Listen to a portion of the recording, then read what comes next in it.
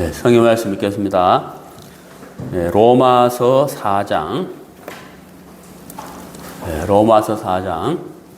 네, 1절부터 8절까지 읽겠습니다.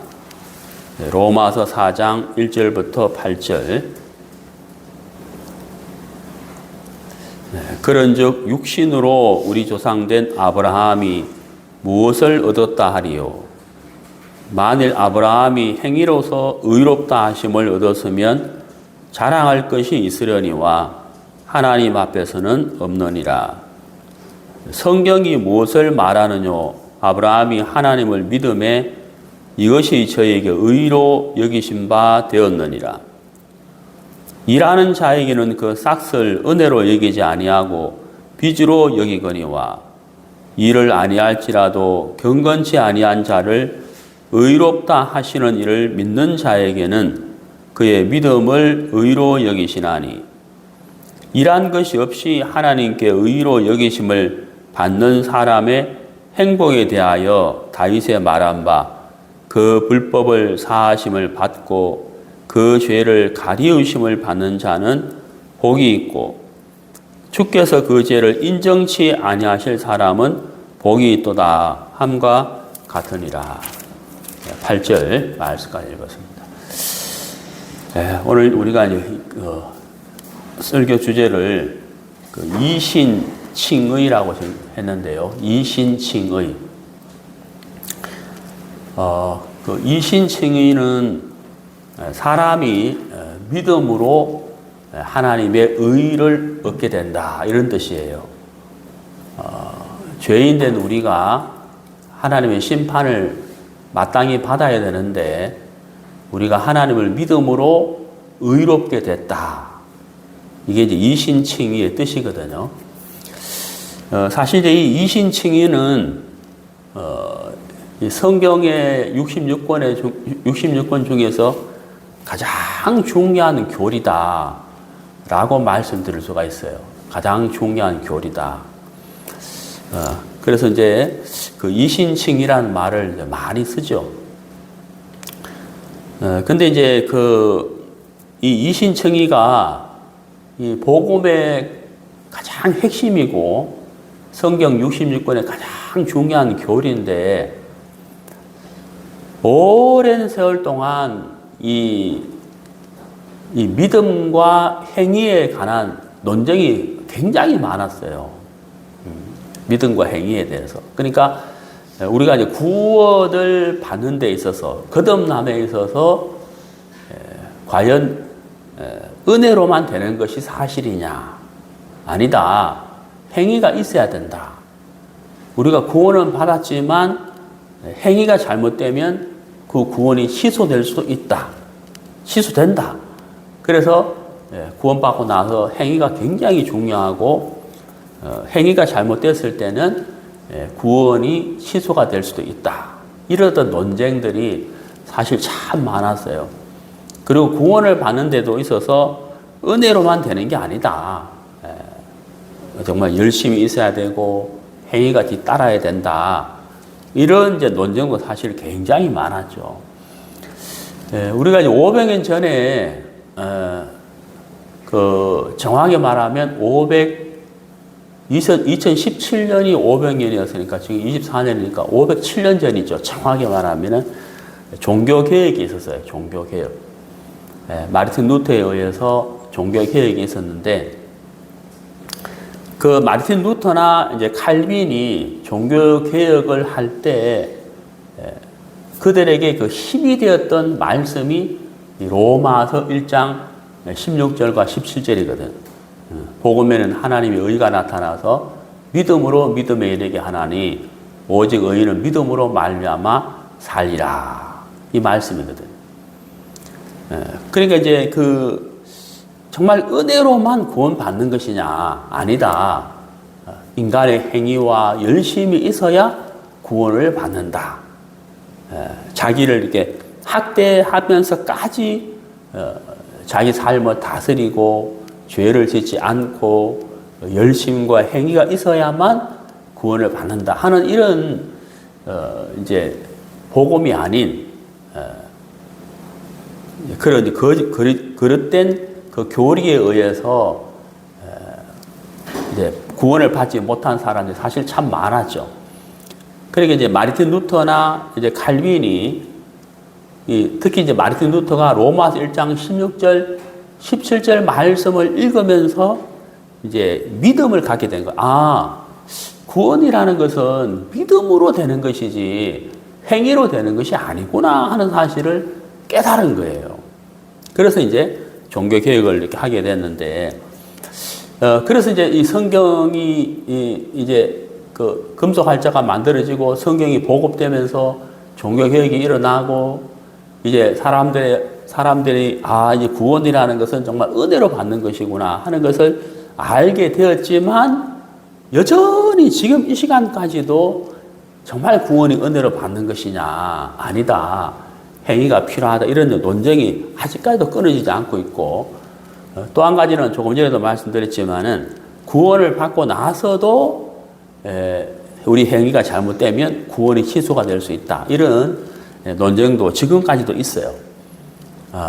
그래서 이신칭이라는 이 기독교의 이 말은 정말 이 성경 66권에서 가장 중요한 이 교리다 하는 것을 알 수가 있는데, 이제 문제가 뭐냐면은 사람들이 이 66권의 성경 말씀을 안 믿는다는 거예요.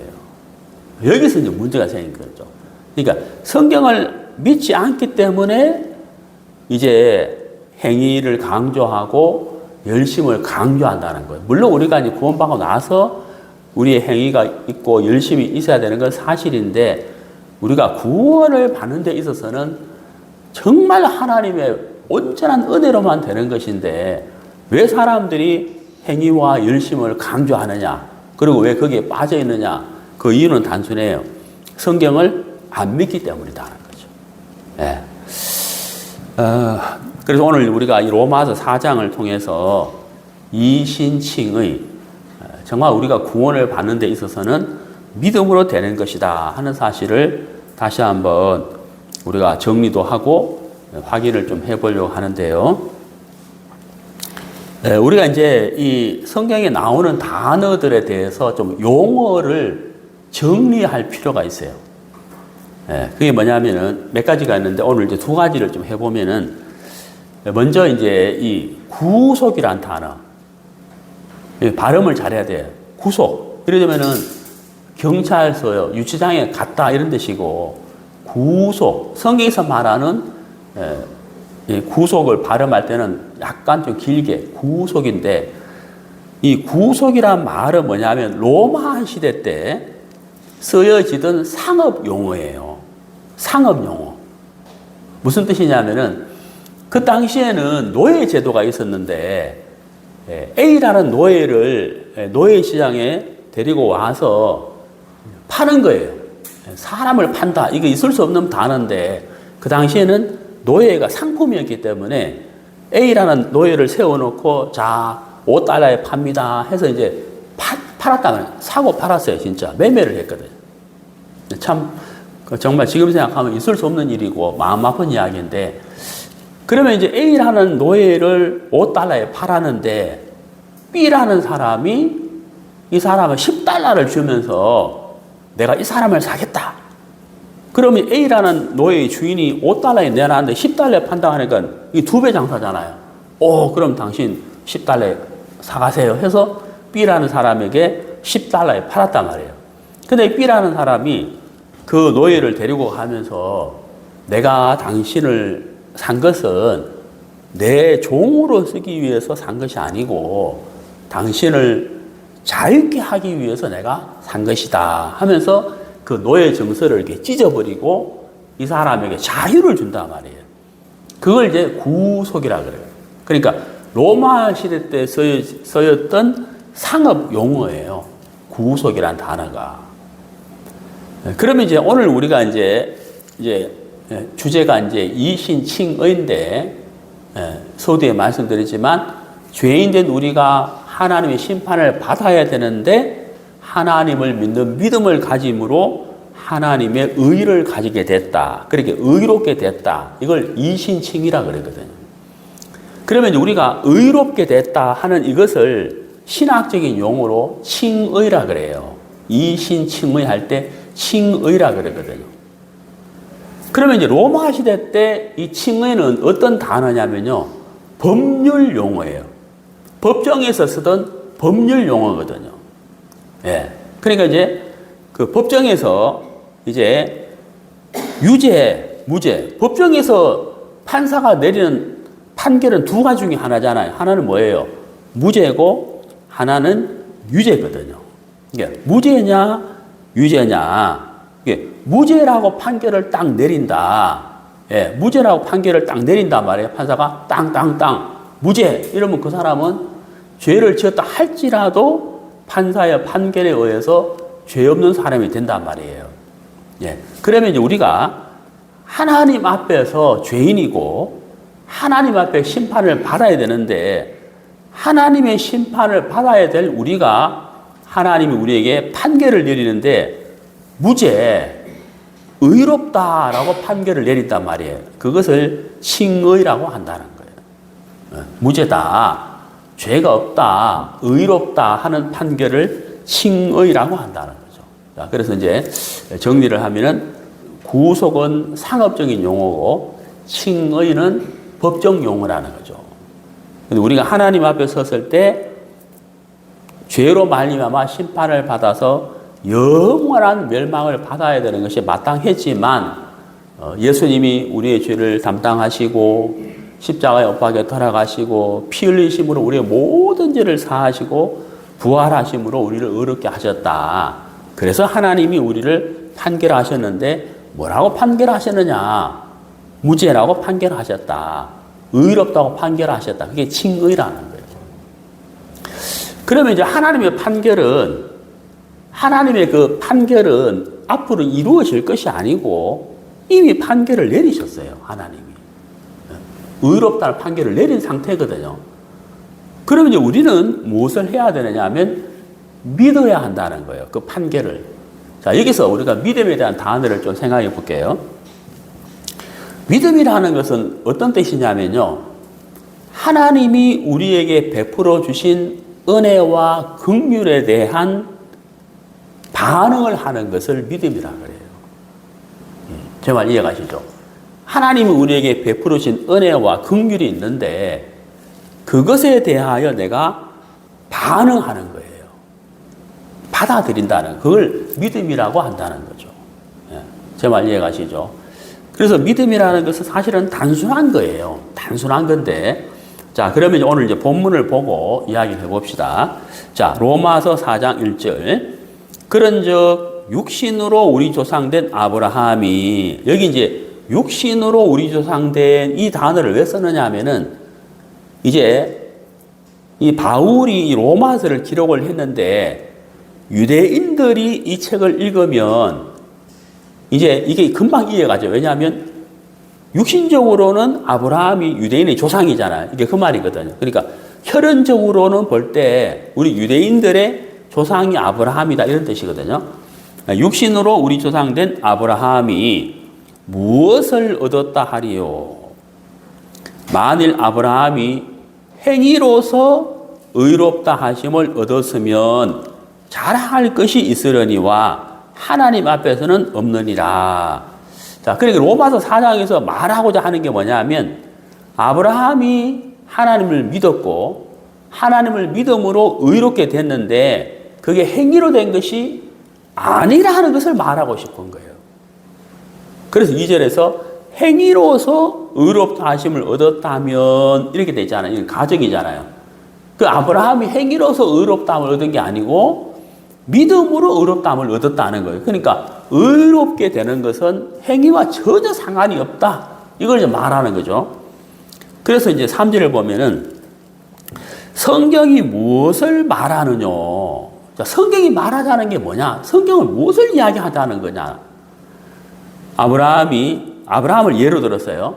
아브라함이 하나님을 믿음에 이것이 저에게 의로 여기신 바 되었느니라. 이게 이거예요. 성경이 말하고자 하는 게 이걸 하는 거예요. 우리가 의롭게 되는 것은 행위로 되는 것이 아니고 믿음으로 되는 건데 한번 예를 들어 보겠다. 그게 누구예요? 아브라함이라는 거죠. 아브라함이 하나님을 믿었는데 하나님 그 믿음을 의로 여겼다는 거예요.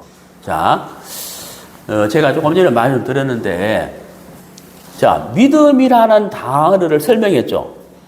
믿음이라는 단어. 자, 믿음의 단어의 뜻이 뭐라고요? 하나님이 우리에게 은혜와 긍휼을 베풀어 주셨다는 거예요. 은혜와 긍휼을 베풀어 주셨는데 그 베풀어 주신 은혜와 긍휼에 대해서 우리가 뭐 하는 거라고요? 반응하는 거라는 반응. 자, 다시 한번 설명할게요. 자, 믿음은 뭐라고요? 하나님이 우리에게 베풀어 주신 은혜와 긍휼에 대해서 뭐 하는 거라고요? 반응하는 거라는 말이에요. 반응. 자, 제가 예를 들어 볼게요. 제가 저는 이자매님을 믿습니다 라고 했어요. 그럼 내가 이자매님이 무엇을 믿느냐는 거예요. 여러분 그렇죠? 그 이자매님이 하신 말을 내가 믿는 거잖아요. 그렇잖아요. 그래서 목사님 제가 내일 양평에 갔다 올게요. 양평에 왜요? 내가 친구가 있는데 전도하기로 했거든요. 목사님 기도해 주세요. 내가 그 말을 듣고서 에이 거짓말. 전 거짓말이야. 이게 내가 이 자매 믿는 거야 안 믿는 거예요? 안 믿는 거란 말이에요. 자매 내일 그 양평에 전도하러 가시는군요. 자, 기도하겠습니다. 이게 뭐예요? 믿는 거란 말이에요. 그러니까 믿음은 단순한 거거든요. 그러면 아브라함은 하나님을 믿었다. 뭘 믿었냐는 거예요. 자, 창세기 15장 봅시다.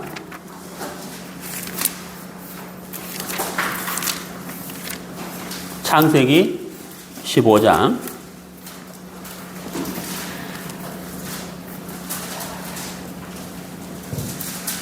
6절 보세요. 6절. 아브라함이 여호와를 믿으니 그랬죠. 여기 믿으니 그랬단 말이에요. 자, 저를 보세요. 아브라함이 누구를 믿었어요? 예수님이 아니고 누구예요? 여호와 하나님을 믿었단 말이에요. 이때 아브라함의 믿음의 대상은 하나님이거든요. 그런데 하나님을 도대체 무엇을 믿었냐는 거예요. 그 위에 보세요. 4절.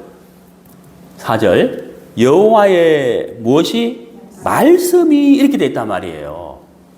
그러니까 아브라함이 하나님을 믿었다. 구체적으로 무엇을? 하나님의 말씀을 믿었다는 거예요. 그 말씀이 뭔데? 내가 너에게 후사를 주겠다. 별을 봐라. 내가 네 후손을 저렇게 많게 하겠다는 그 말씀을 믿었다는 거예요. 이게 믿음이에요. 목사님 제가 내일 양평에 전도를 하거든요. 기도해 주세요. 예, 기도해 드릴게요. 이게 믿는 거죠. 근데 두고 봐야지. 그건 믿음이 아니라는 거예요. 안 믿는 거죠. 예. 그런 것처럼 하나님이 아브라함에게 말씀하셨는데 그 말씀을 아브라함은 그냥 믿었다는 거예요. 받아들였다는 거예요.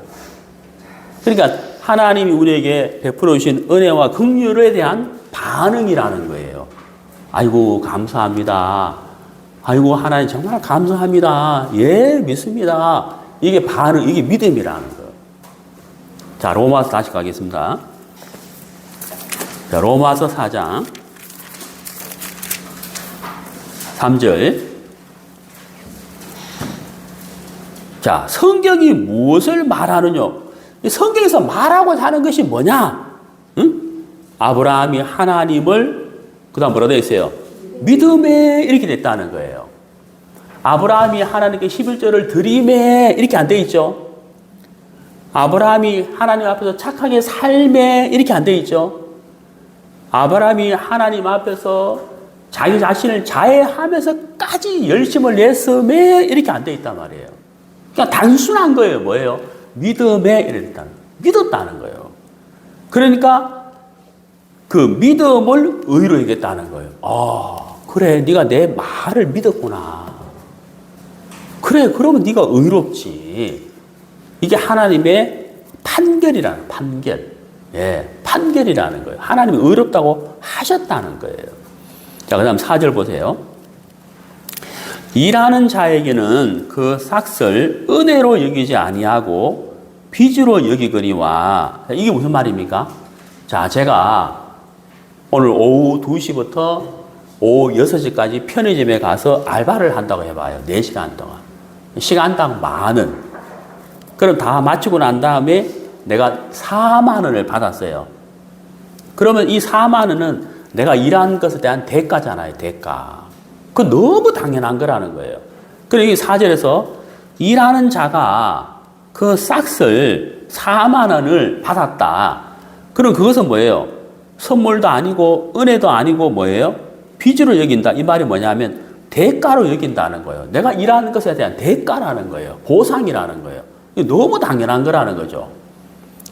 근데 보세요. 문제는 뭐냐면 4절이 아니고 5절이거든요. 5절 잘 보세요. 일을 아니할지라도 그랬어요. 경건치 아니한 자를, 여기서 경건치 아니하다는 말은 거룩하지 않다.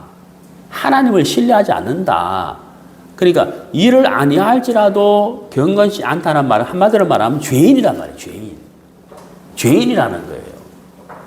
그 죄인을 5절 잘 보세요. 의롭다 하신다고 되어 있다는 거예요.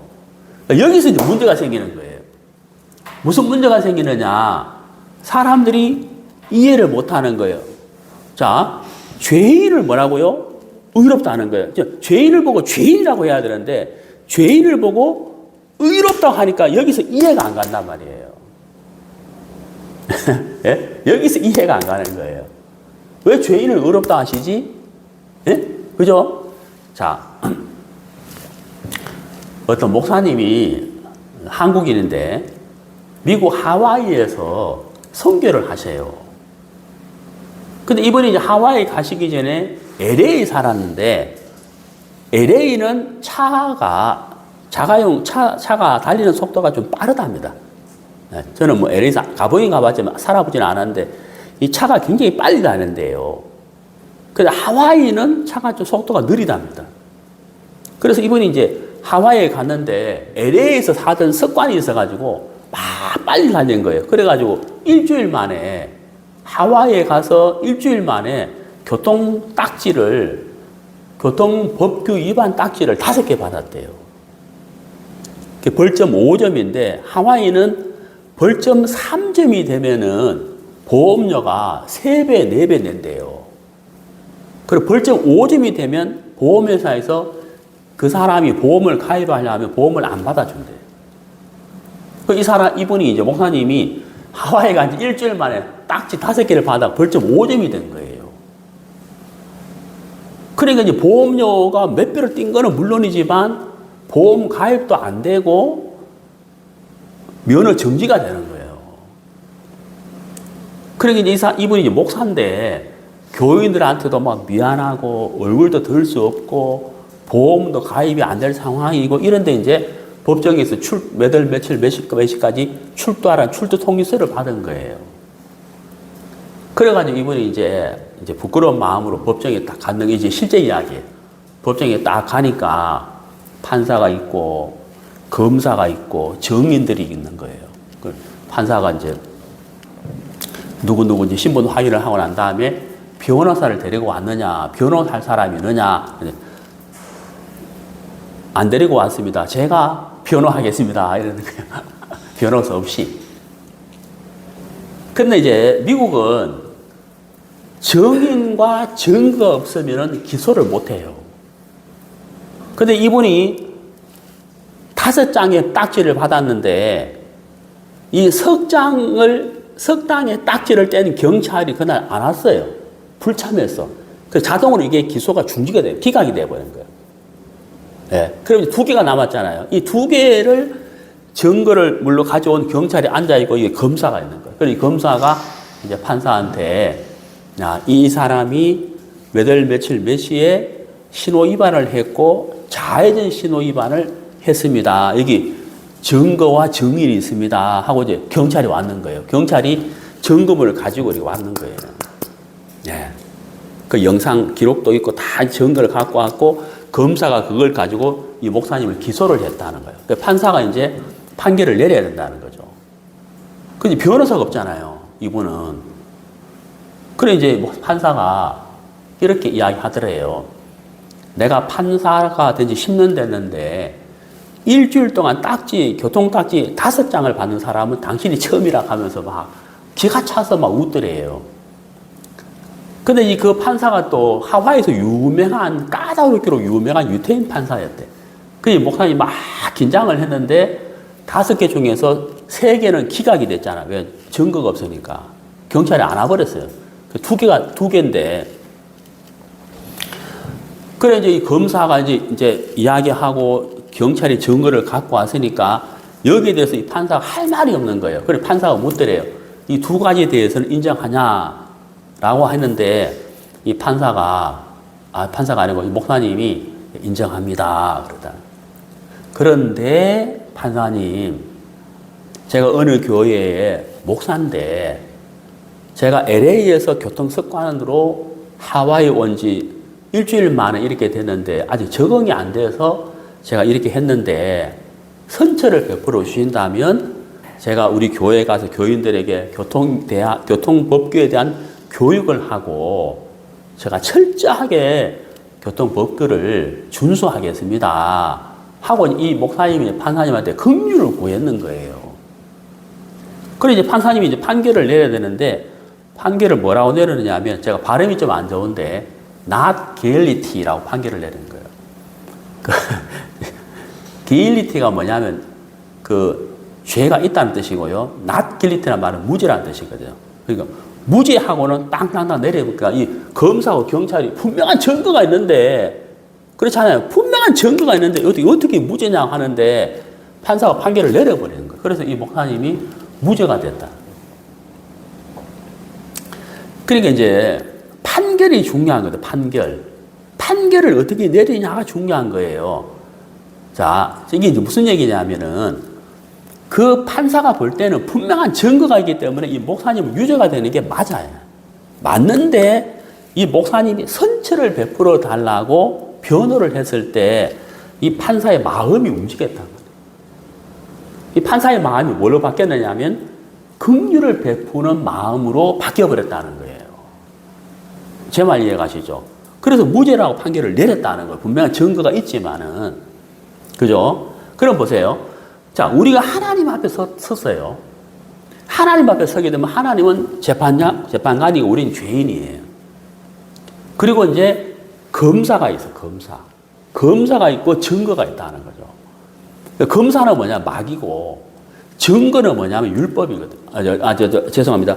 검사가 뭐냐면 율법이고, 증거는 뭐냐면 우리 양심이거든요. 우리가 율법에 의하면, 율법 앞에 서면 우리가 죄인이잖아요. 우리 틀림없는 죄인이거든요. 그리고 내가 죄를 지은 것이 내 양심에 다 기록이 되어 있단 말이에요. 그러면 하나님 앞에 서면 우리가 할 말이 분명히 없어요. 한마디도 할 말이 없어요.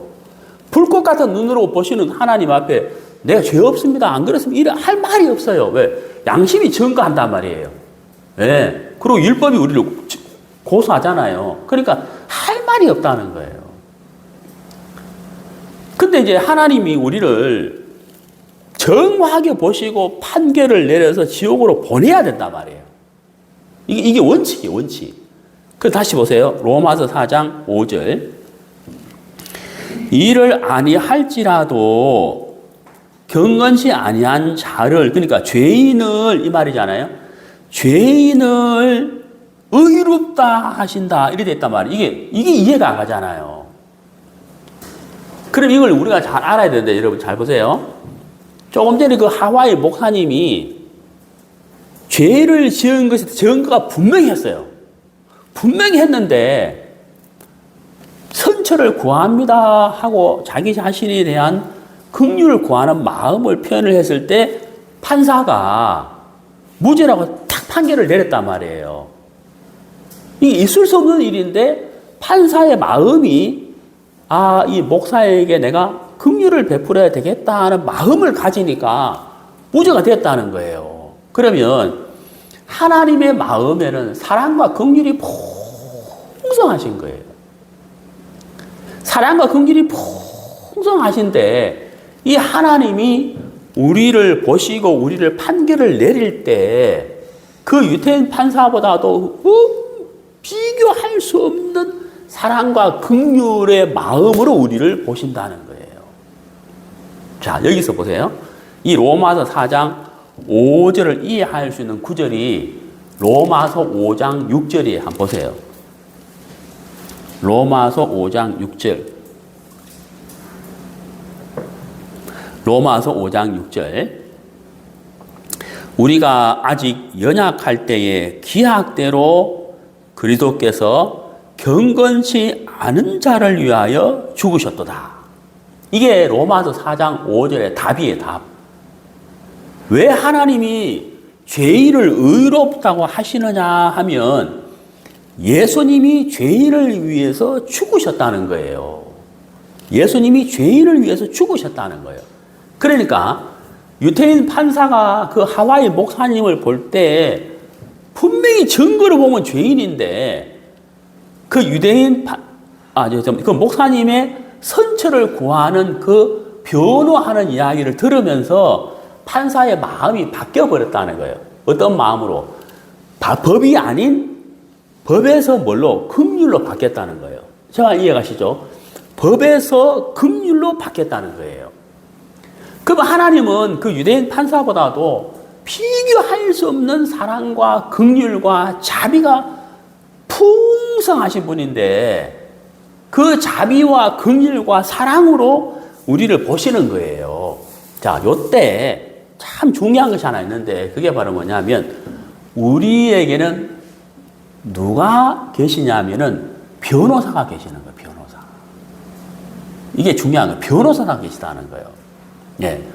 여러분 세상에서는요 실제 어떤 일이 있냐면은 분명히 죄를 지은 사람인데 변호를 잘하는 사람을 돈 주고 사면 이 변호에 의해서 이 사람이 무죄가 되는 경우가 있어요. 허다해요. 실제 허다하거든요. 예. 근데 이제 우리에게는 돈으로 사는 정도가 아니고 완벽한 100% 승소하시는 변호사가 있단 말이에요. 자, 요한 1서 봅시다. 요한 1서 2장. 요한 1서 2장. 신약성경 389페이지. 요한 1서 2장 1절. 나의 자녀들아, 내가 이것을 너희에게 쓰면 너희로 죄를 범치 않게 하려 함이라.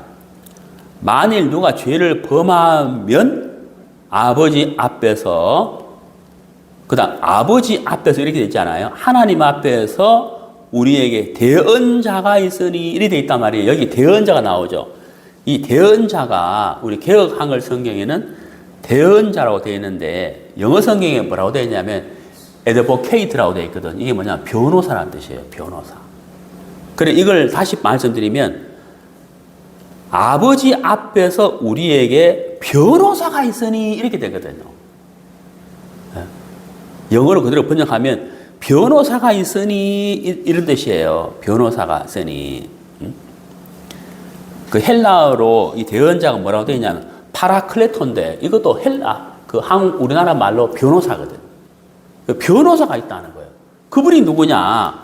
의로우신 예수님이다 라고 되어 있다는 거예요. 근데 여러분 이 예수님이 변호하시면 100% 승소예요. 승소. 100% 승소란 말이에요. 항상 이기시는 거예요. 그러니까 하나님이 판결을 하시는데 우리 옆에 변호사가 있는 거예요. 변호사가. 그 변호사이신 예수님이 하나님 앞에서 변호하신단 말이에요. 뭐라고 변호하겠습니까? 제 손을 보십시오. 제 옆구리를 보십시오. 내가 저를 위해서, 내가 저 사람을 위해서 십자가에서 피 흘려서 그 피로 저 사람의 죄를 내가 깨끗게 했습니다. 내가 저 사람의 죄를 담당해서 내가 대신 심판당하고 내가 대신 피 흘려 죽었습니다. 그리고 부활했습니다. 라고 변호한단 말이에요. 그러니까 하나님이 우리를 심판하실 때 우리를 보는 것이 아니고 변호사이신 예수님을 본단 말이에요. 제 말 이해가시죠? 예수님을 본다는 거예요. 그러니까 예수님을 통해서 우리를 보시기 때문에 우리가 어떻게 보이느냐? 의롭게 보인다는 거예요. 이게 하나님의 눈이에요, 눈. 여러분, 이 눈, 하나님의 눈을 믿으셔야 돼. 이제 제가 아들 둘을 키우지만, 첫째는 결혼했는데, 아직 애가 없으니까 저는 손자를 못 봤어요. 네. 근데 이제 손자를 보신 할아버지, 할머니들 이야기를 이렇게 들어보면은, 너무 예쁘다는 거예요. 손자가 너무 예쁘다는 거예요. 그래서 내가 이제 얼마나 예쁘냐고 하니까 말로 표현할 수가 없다는 거예요. 예. 하루라도 안 보면은 막 견딜 수가 없대. 그래가지고 휴대폰으로 이렇게 영상통화라도 해야 된다는 거예요. 영상통화라도 해서 손자를 봐야 그렇게 행복하고 기쁘다는 거예요.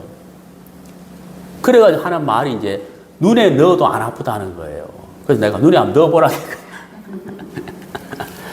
그러니까 얼마나 기쁘고 행복하면은 눈에 넣어도 안 아프다는 거예요. 근데 이제 아들하고 손자하고 다르다는 거예요. 그러니까 이제 뭐냐면은 자식을 키울 때는 이 자식에 대해서 장래를 생각하고 학교를 어떻게 보내고 이 자식에 대해서 막 생각하는 게 많고 책임질 게 많고 이렇기 때문에 이쁘긴 이쁘지만 마냥 이쁜 것보다도 책임질 게 많으니까 생각이 많다는 거예요. 근데 이제 할아버지, 할머니가 됐기 때문에 자식에 대해 책임지고 뭐 장래 이거 아니고 그냥 손자가 이쁘다는 거예요. 이해가세요? 내가 이게 참 할아버지 경험이 있으면 좀 더 자세히 말할 건데 하여튼 그렇다는 거죠. 그러니까 이제 할아버지, 할머니에게 손자는 뭐냐면 손자 그 자체가 기쁨이라는 거예요. 그만 이해가시죠? 그럼 자, 그때 제가 한번 여쭤볼게요. 그러면 이제 할아버지, 할머니가 손자를 볼 때 너무 이쁘고 사랑스러운데 그때 이 눈이 흘기는 눈일까요? 예? 흘기는 눈으로 보겠어요? 판단하는 눈으로 보겠어요? 그 어떤 눈으로 보겠어요?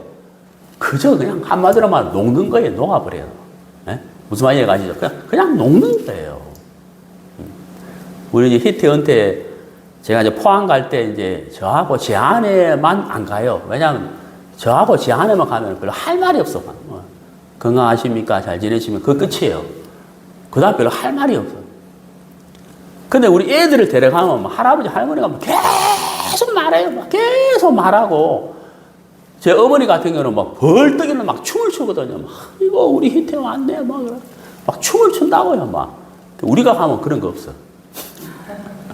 물론 우리가 이쁘기도 이쁘게 했지만은 이제 이 손자가 이쁜 거예요.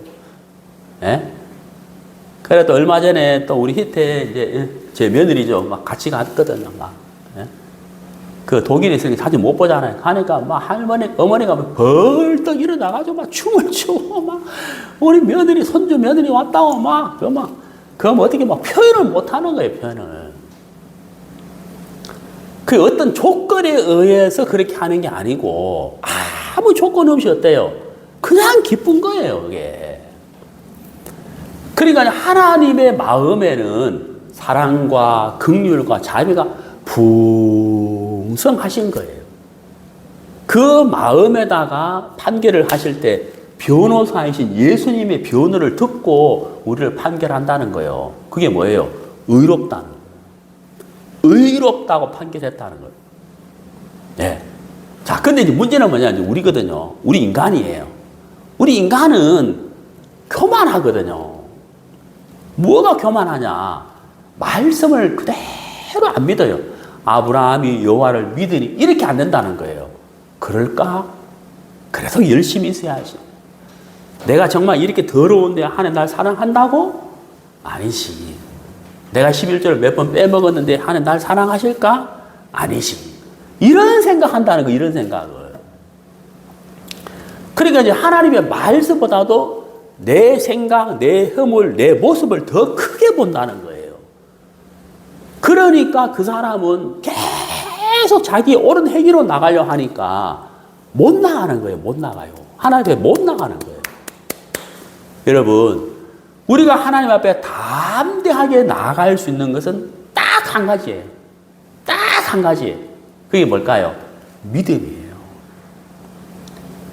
히브리서 보시겠습니다. 히브리서 11장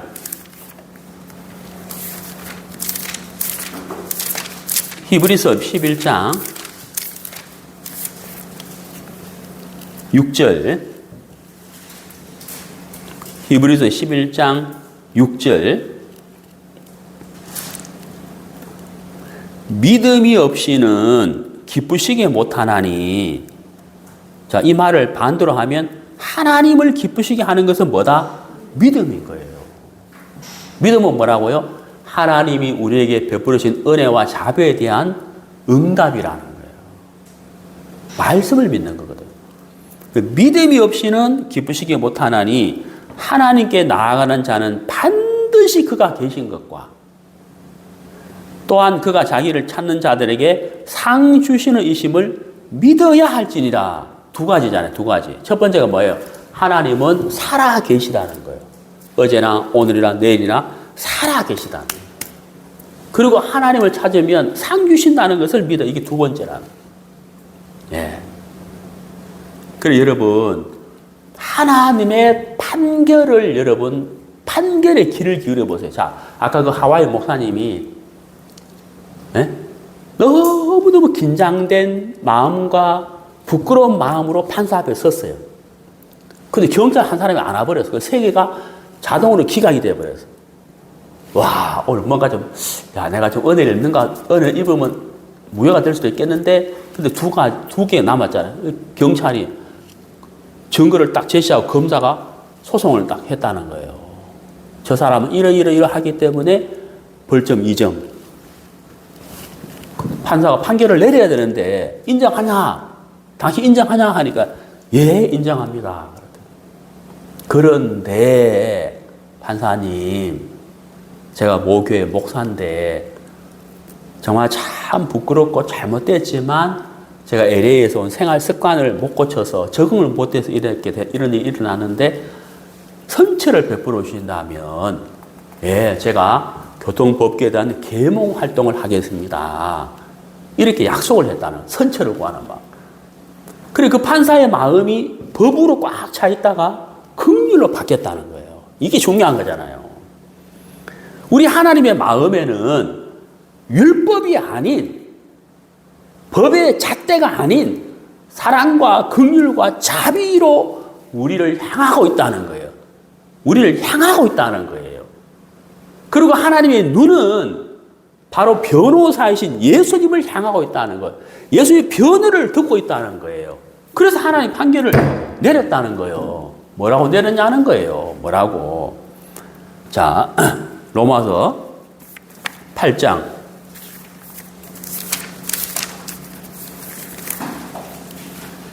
로마서 8장 1절. 그러므로 이제 그리스도 예수 안에 있는 자에게는 결코 정죄함이 없나니, 이렇게 판결을 내렸단 말이에요. 어떠한 경우에도 뭐가 없다고요? 정죄함이 없나니 그랬어요.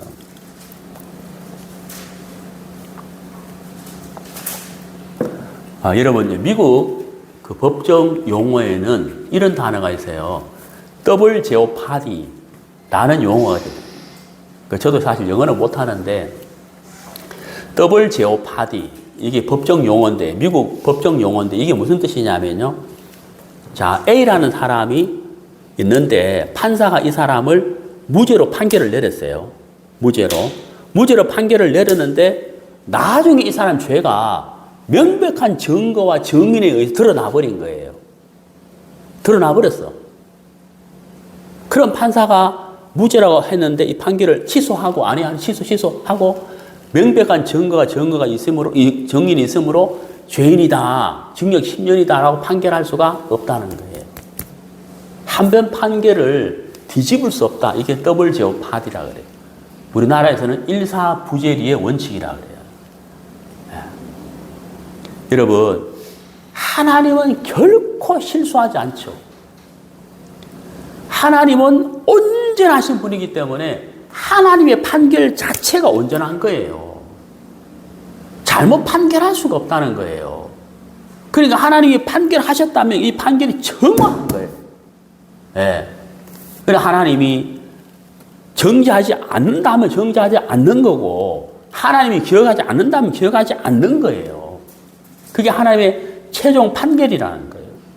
자, 여러분 로마서 8장 33절,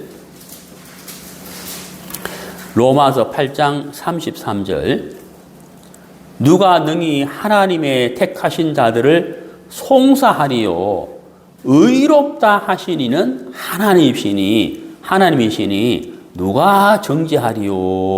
이게 최종 판결이라고. 의롭다 하신 분이 누구시냐? 하나님이라는 거예요.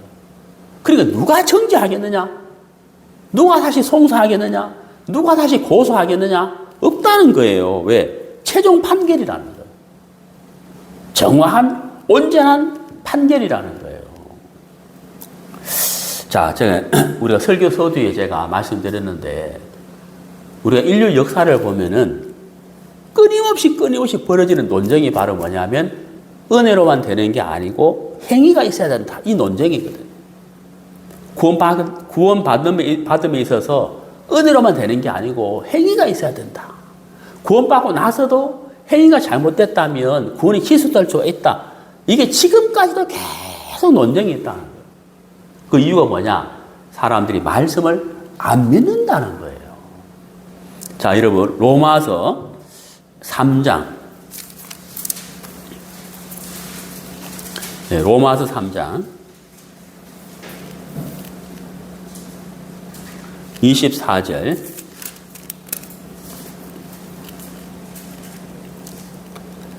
그리스도 예수 안에 있는 구속으로 말미암아. 자, 구속. 제가 시작할 때 단어 설명했죠? 하나님의 은혜로 값없이, 자, 여러분, 그 값없이 믿을 거 보세요. 값없이. 자, 여러분, 은혜입니까? 행위입니까? 은혜죠. 분명히 뭐라 되어 있어요? 성경은 값없이. 값없이 의롭다 하심을 얻은 자 되었다. 은혜라는 거예요. 행위가 아니에요. 왜 사람들이 행위가 있어야 된다고 말하냐?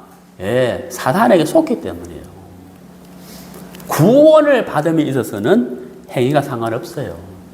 구원을 받고 나서는 행위가 필요한 것이죠. 예. 자, 그 다음 보세요. 신약성경 에베소서 보겠습니다.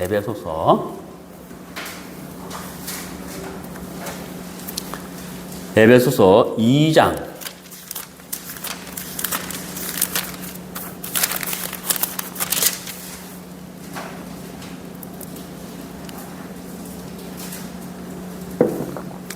에베소서 2장 8절.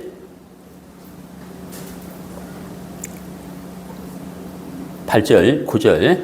너희가 그 은혜를 인하여 믿음으로 말미암아 구원을 얻었나니 이것이 너희에게서 난 것이 아니요 하나님의 뭐라고요? 선물. 여기 선물. 네? 여러분 뭐라고요? 선물. 여러분 우리가 선물을 받기도 하고 주기도 하잖아요. 네? 선물 받을 때 예를 들어서 누가 이제 저한테 넥타이를 선물로 갖고 왔어요. 아이고 감사합니다. 이러면 되는데 얼마짜리예요? 이렇게 말한 자체가 이상하잖아요. 네? 선물 사온 사람 앞에 이거 얼마짜리예요? 물으면 실례잖아요. 근데 이제 실례인데 20만 원 줬습니다. 그러니까 20만 원 드린단 말이에요. 이게 선물이에요? 그게 무슨 선물이에요? 어? 일하는 사람이 노동 대가로 10만 원 받았다. 그게 무슨 선물이냐는 거예요. 일을 안 했는데 대가를 받았다. 그럼 선물이 되는 거거든. 경건치 아니한 사람인데 죄인인데 하나님이 의롭다 하셨다. 이게 선물이란 말이에요. 그리고 우리가 구원은 선물이다. 그래서 에베소 2장 9절에 보면은 행위에서 난 것이 아니니 이는 누구든지 자랑치 못하게 함이니라. 여기 자랑치 못하게 함이니라. 오늘 읽은 로마서 본문 4장 1절에 아브라함이 자랑할 것이 없다 그랬잖아요. 자랑할 것이 없죠. 아브라함이 한 것이 아무것도 없단 말이에요. 믿은 것뿐이에요. 하나님의 말씀을 믿은 것뿐이라는 그 믿었기 때문에 그 믿음으로 그 믿음을 보시고 하나님이 아브라함을 의롭다고 하셨다는 거예요. 네. 그게 그 이신칭이라는 거죠. 이신칭이. 자, 그래서 여러분, 이 믿음과 은혜에 대해서 마귀가 변질시키기 위해서 행위를 자꾸 강조한다는 거예요. 행위를. 네. 우리 마음을 흔든다는 거예요. 우리가 결코 흔들려서는 안 되는 것은 바로 하나님의 말씀이라는 거예요. 성경은 우리에게 뭐라고 말하느냐? 네? 오늘 읽은 본문에 성경이 뭐라고 말하느냐? 그게 중요한 거잖아요. 성경이 뭐라고 말하느냐? 네? 판사의 판결이 중요한 것이지 내가 중요한 건 아니에요. 하나님이 판결을 어떻게 내리셨느냐? 그게 중요한 것이잖아요. 자, 여러분 우리 신약 성경 디도서 보겠습니다. 디모데 후서 뒤에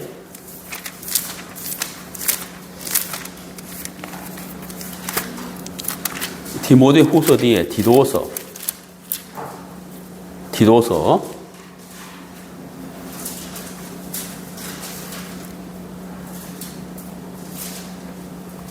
예, 신약 성경 디모데 후서 뒤에 디도서입니다. 디도서 3장 4절 신약 성경 349페이지. 우리 구주 하나님의 자비와 사람 사랑하심을 나타내실 때에, 자, 여기 보세요. 자비와 사랑을 나타내셨다는 거예요. 하나님이. 네? 누구에 대한? 사람에 대한 자비와 사랑을 나타내실 때에 이렇게 돼 있잖아요. 나타내실 때에 이렇게 돼 있잖아요. 5절. 우리를 구원하시되 우리의 행한 바 이렇게 돼 있다. 우리의 행위로 말미암지 아니하고 이렇게 돼 있잖아요. 하나님이 당신의 자비와 사랑을 나타낼 때, 야, 너 열심히 살아야 돼. 착하게 살아야 돼. 11조 제대로 해야 돼. 그러지 않으면 구원 못 받아. 이렇게 한다. 예? 할아버지, 할머니가, 그 3살, 5살 손자보고, 야, 막 그 사랑하고 막, 자비가 막, 긍휼이 막 나가는데, 내가 너한테, 용돈을 준비했거든. 그래도 너 말 잘 들어야 용돈 줄 거야. 예? 이게 무슨 온전한 사랑이며 긍휼이냐는 거예요. 그냥 주면 주는 거지. 조건이 달면 안 되는 거잖아요. 하나님의 자비와 사랑을 사람에게 나타낼 때 조건이 있었는 게 아니잖아요. 5절에 뭐라 그랬어요? 우리의 행한 바 의로운 행위로 말미암지 아니하고 오직 이랬잖아요. 오직 이랬잖아요. 예? 이게 얼마나 좋은 단어예요. 오직. 예? 이것밖에 없다는 거예요. 그의 긍휼하심을 쫓아 중생의 씻음과 성령의 새롭게 하심으로 하셨나니 그랬잖아요. 오직 긍휼밖에 없다는 거죠. 자, 여러분 오늘 이제 우리가 그 이신칭의에 대해서 했는데, 야, 정말 이렇게 많은 사람들이 로마서 4장 5절 말씀을 잘 안 믿어요. 잘 안 믿어요. 어떻게 경건치 아니한 자 죄인을 의롭다고 하시느냐? 이 안 믿는다는 거예요. 왜? 자기 생각을 믿기 때문에 말씀을 안 믿는다는 거예요. 정말 우리가 열심과 행위로서 의롭게 되고 구원받는다면 이 지구상에 어느 누가 구원받겠어요? 구원받는 사람이 과연 몇 명이나 되겠어요? 한 명도 없어요. 한 명도. 한 명도 없다는 거죠. 어느 누가 율법을 지킬 수 있겠어요? 아무도 못 지킨다는 거예요. 율법의 행위와 열심으로는 하나님 앞에 설 사람 단 한 명도 없다는 거죠. 그러나 긍휼을 입는다면 된다는 거죠. 네. 우리 하나님이 변호사이신 예수님을 보시고 우리를 의롭다라고 말씀하셨고 그게 최종 판결이다 하는 거예요. 그 판결이란 우리가 뭘 믿어야 될까요? 그 최종 판결을 믿는 거예요. 아브라함이 하나님을 믿음에 그 믿음을 의로 여기셨다. 이신칭의. 우리도 하나님을 믿기 때문에, 예수님을 믿기 때문에 하나님 우리를 의롭다고 하신다. 그게 최종 판결이고 그 판결은 이미 내려졌어요. 우리는 믿는 것밖에 없다는 것이죠. 네, 그래서 우리가 참 믿음으로 의롭게 됐다는 사실을 꼭 기억하시고, 아직까지 이렇게 행위와 열심 속에 빠져 있는 사람들이 이 말씀을 통해서 믿음을 갖고 구원받게 되기를 바랍니다.